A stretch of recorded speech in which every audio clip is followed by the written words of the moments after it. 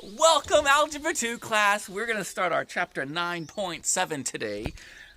Direct variation, we'll do some inverse variation. It's going to be a blast. So let's go ahead and open up our books. First thing I want to mention to you is we should be reading our lesson. So maybe before you even start the video, read through the whole lesson, try the examples, look it over, and then come back, watch the video here.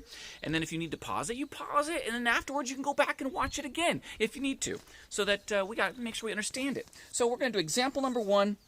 Page 419, direct variation. So when you see direct variation, I'll hold this up here so you guys see like it. When you see direct variation, that's going to be y equals kx, right? Y is your output, x is your input, and k is the constant of variation.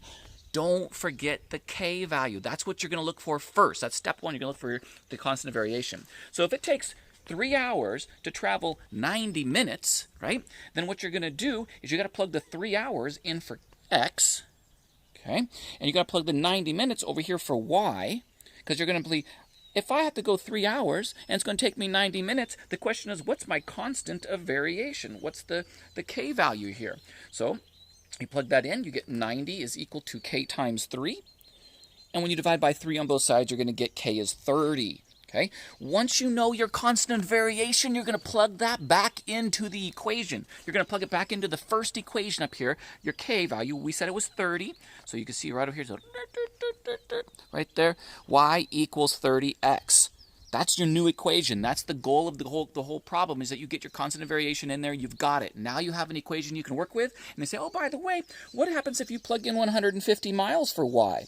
What are you going to get? Well, then if you plug in 150 right there, you get 150 equals 30 times x. And when you divide by 30, you'd end up with x equaling 5 hours. The goal here was to find out how many hours produce the 150 miles. And it's 5. It's 5. So very good. We're going to go over to example number 2. We're at the Landon Farm over here, by the way, so we're just enjoying it. Because let's spin around a little bit. I don't know if you can see over here. This is Grace. Say hi, Grace. Hi. Okay, good. And there's my dog behind. This is my dog. This is my dog right here. Hookers. This is Huck the dog. He's a good dog. He's a good dog. All right. We need to be in some. Oh, the shade, can you see? We're okay. It's okay? All right. So now we're going to do inverse variation, which is like the opposite. Anytime you see inverse variation, you use this equation, y equals k over x, okay? And so k is the same. It's the constant of variation. So you're trying to figure out what k is first, and then you're going to go plug it in, and then find the rest of the equation. So example 3 says, it takes 4 hours when traveling 36 miles per hour. So plug it in. Okay, so the question 4 goes in for your x, and 36 miles an hour goes in for your 36, and you're looking for k. You're trying to figure out k, so you're going to cross multiply. Cross multiply to get k is equal to 36 times 4, therefore k is 144. So once you find k, you plug it back into your equation, right? You're plugging it in right here. K is 144, so you plug it in there, right? And then now you've got your equation. So you can go ahead and do the second part of the problem, which says, find out how long it's going to take the trip when traveling at 48 miles per hour. So you plug 48 in there, right? 48. Plug 48 in, and to find out how many x is in order to get how many hours that is, and you cross multiply again, you get 48x equals 144. Divide by 48, and you're going to get x is equal to 3. All right, so I think we're good. We have one more. I think I did a problem for homework for you here. Let's go move around a little bit, because we got to get... Want to see my pig pen? Come on. Come on. There's no pig in it, though. But this is my pig pen over here. Because, got to eat some good bacon. So when we have a pig, then this is where the pig stays. It's a beautiful pig pen. Oh, but look at this. We could be in the shade over here so you can see a little bit more better. All right, so this is homework question number 18. It says if b varies inversely, which means you have to use the inverse variation sign, or equation, and it says with the square of a. So what we're going to do is we're going to plug a squared in. So instead of y equals k over x, we're using a's and b's. b is k over a squared, because it's inversely proportional to the a square. Right? And it says b is 2, a is 3. So plug in 2, plug in 3. Okay, let's bring this back over to me. This is my cherry tree. Can you guys see my cherry tree? Sorry, it was the sun. It's in the way. Can you see? That's probably going to be difficult. Let's go into the sun. Okay. Is this going to be too glary, or are you okay with that? I think we're good. I think we're good. My wife's videotaping, by the way. She is a wonderful wife. She's great. All right, so what we're going to do is we have y equals kx inversely because it says inversely. So we use the inverse variation formula. Your hand to your shadow is there. Oh, my shadow. Over here.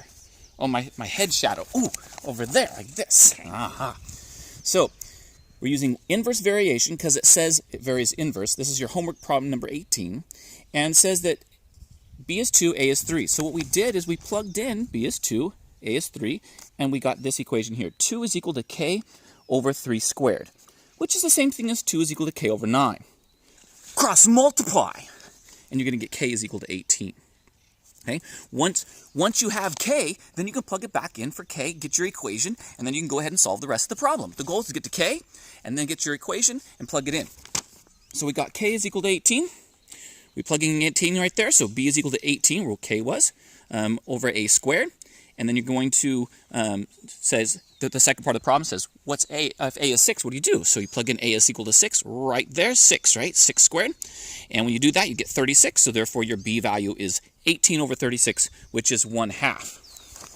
And you're done, because if b equals 1/2, you're finished. That's the answer to problem number 18. Your constant of variation is 18, and your b value is 1/2. And that, my friend, is it for chapter 9.7. You're ready to go in the homework. Got any questions? Again, read the lesson and then do this video again and then go back and read the lesson. You can Google stuff. You can Khan Academy stuff. You can text me on Google Classroom, that new Google Classroom thing that we're doing. Wow, math is so fun. It is so fun. This right here, this is for my sheep. See, check this out. So the sheep come through here, and then we can guide them, and then we can put them into the back of a truck. Yeah, so this is like a little sheep thing. Yeah, because, oh, you're getting demonstration. It's all good. We can go. We'll talk to you. Oh, it's my dog. All right, we'll see you later. Bye-bye.